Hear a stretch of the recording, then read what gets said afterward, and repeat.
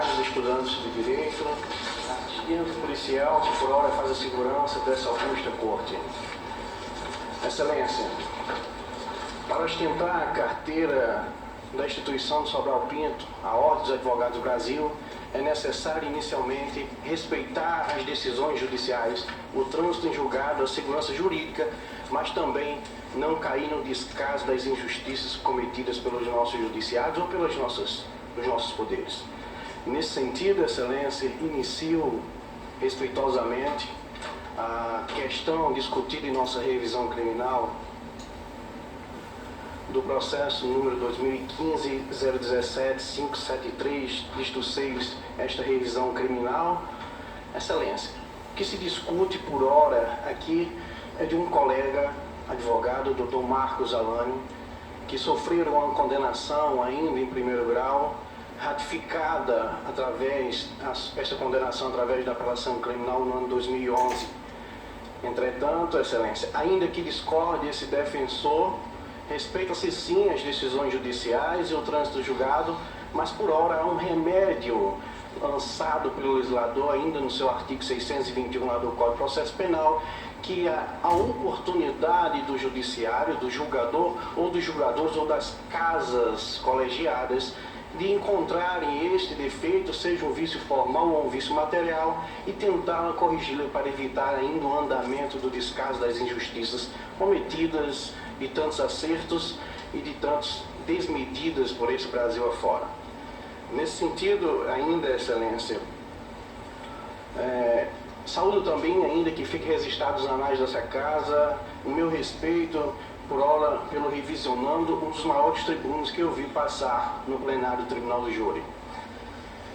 Excelências, a matéria ela é retilínea e sem maiores deleites, esse defensor vai tentar aclarar para Vossas Excelências, para que Vossas Excelências tenham o conforto de enfrentar a matéria. No ano de 2011, a Câmara Criminal, por onde esse neófito causito gravita em suas sustentações orais, era composta por 4 desembargadores e, à época, formava-se uma turma para julgamento da matéria em apelação criminal, uma turma de 3 desembargadores.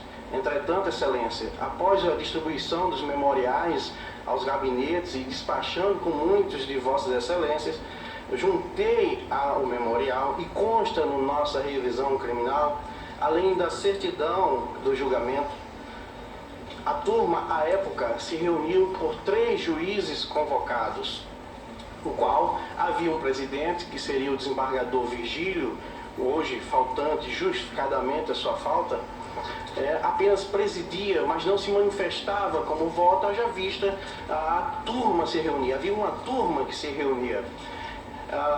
Excelências, qual é a posição que gravita por hora nesta revisão criminal?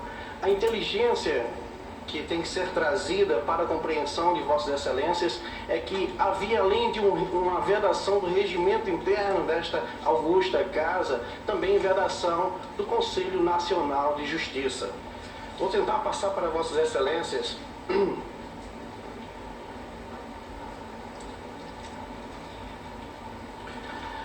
a apelação criminal do Dr. Marcos Alânio foi julgada por 3 juízes convocados e indignada, e não há nenhum demérito, muito pelo contrário, e estendo meus respeitos aos outros julgadores que haviam sido convocados pelo presidente do tribunal à época.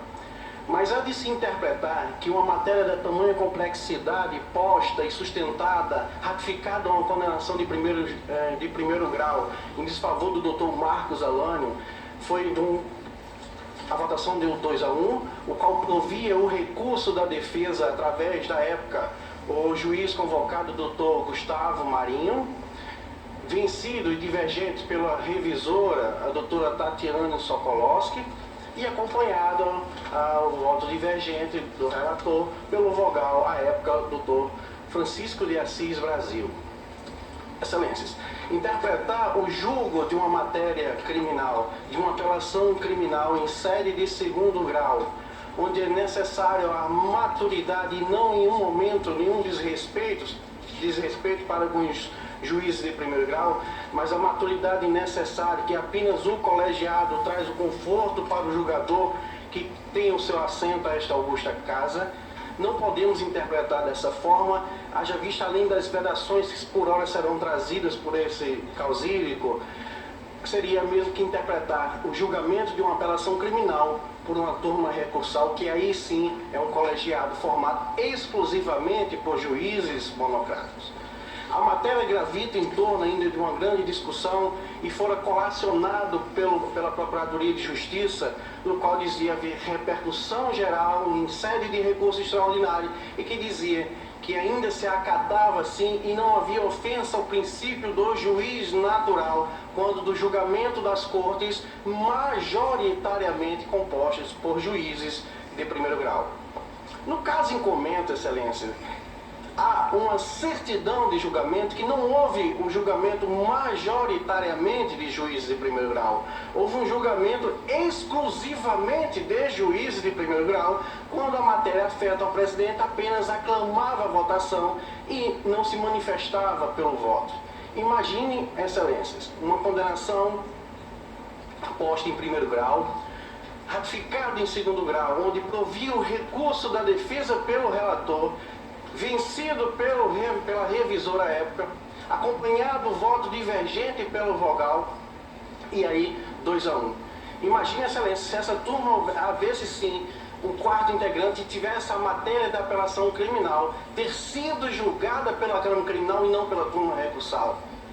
Se o presidente à época tivesse o cunho, o condão do voto, poderia ter empatado a votação e aí, na dúvida, pro réu. Haveria ter sido provido o recurso.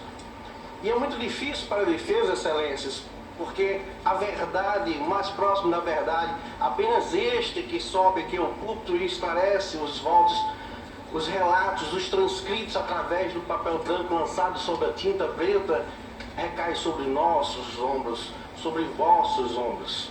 Apenas nós sabemos o que é a verdade. Consta na parecer da Procuradoria de Justiça esta repercussão geral, mas que não afeta a matéria por hora discutida aqui no tribunal, no pleno do Tribunal de Justiça. Estamos a discutir exclusivamente a formação de uma turma formada, convocada pelo Tribunal de Justiça, de juízes monocráticos. Isso ofendia à época, inclusive, o artigo 82A do regimento interno desse tribunal, no seu parágrafo 4º, que apenas foi reformado com a emenda regimental do ano passado. Vejamos, Excelência, o que constava à época no parágrafo 4º do artigo 82.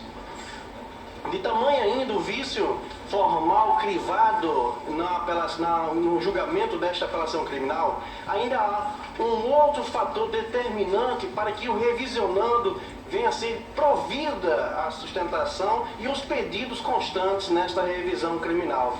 A doutora Tatiane Sokolowski, que funcionou enquanto revisora na apelação criminal, ela exercia a função de coordenadora dos juizados civil e criminal da comarca de Nova Cruz. Seria uma segunda vedação para com os juízes convocados.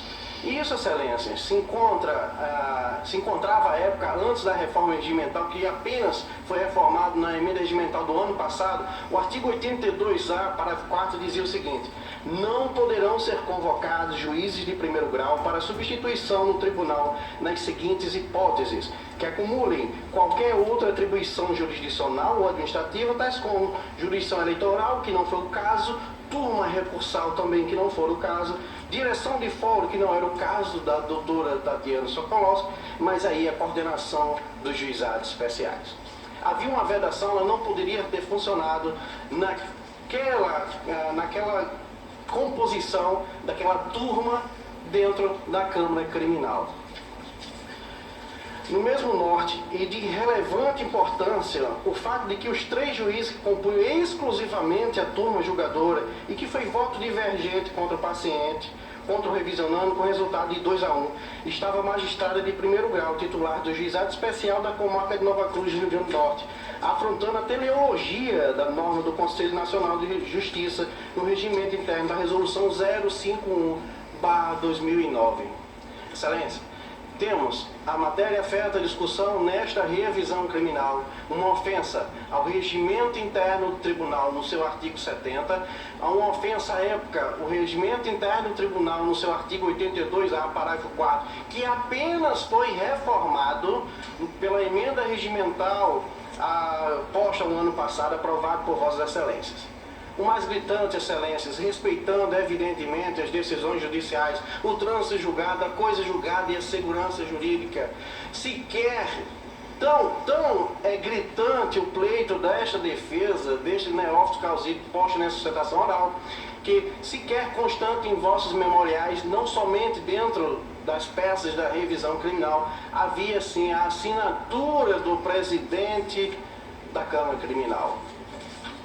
Ausente a assinatura, assinou apenas o revisor, o relator, me perdoe, Excelência, e juntado também, dentro da nossa revisão criminal, uma certidão de julgamento, em qual relata: em 6 de novembro de 2015, nos mesmos não consta um comprovante de pagamento das custas, em face do artigo 154, e seu parágrafo único, o regimento interno desta Corte, e o juiz convocado, Gustavo Marinho Nogueira Fernandes, a juíza convocada, doutora Tatiana Sokolowski, e o juiz convocado, Assis Brasil, participaram do julgamento da apelação criminal 2011-007-181, dígito 4, objeto do presente pedido de revisão criminal. Tem uma certidão, Excelências. A revisão criminal está instrumentada, está acostada devidamente com as peças necessárias para o julgamento provido do pedido nesta revisão criminal. Por fim, Excelências, Carlos Drummond de Andrade permita-me recitar um poema do Drummond. A verdade. A porta da verdade estava aberta, mas só deixava passar meia pessoa de cada vez. Assim, não era possível atingir toda a verdade, porque a meia pessoa que entrava só trazia o perfil da meia verdade. E a sua segunda metade voltava igualmente com o meio perfil, e os dois meios perfis não se coincidiam, Excelências. Arrebentar a porta, derrubar a porta, chegar a um lugar luminoso, onde a verdade esplendia seus fogos, era dividida as duas metades, diferentes uma da outra. Chegou a se discutir qual metade era mais bela, mas ambas eram tão belas. Mas deveríamos optar. Cada um optou conforme a sua ilusão, a sua miopia e o seu capricho. Qual das minhas verdades deveríamos optar, Excelências? Creio e acredito fidedignamente no julgo de Vossas Excelências, e que se por algum momento passar qualquer dúvida por vossas cabeças, que decidam pelo revisionando. Grato. Maradona Luiz Alberto.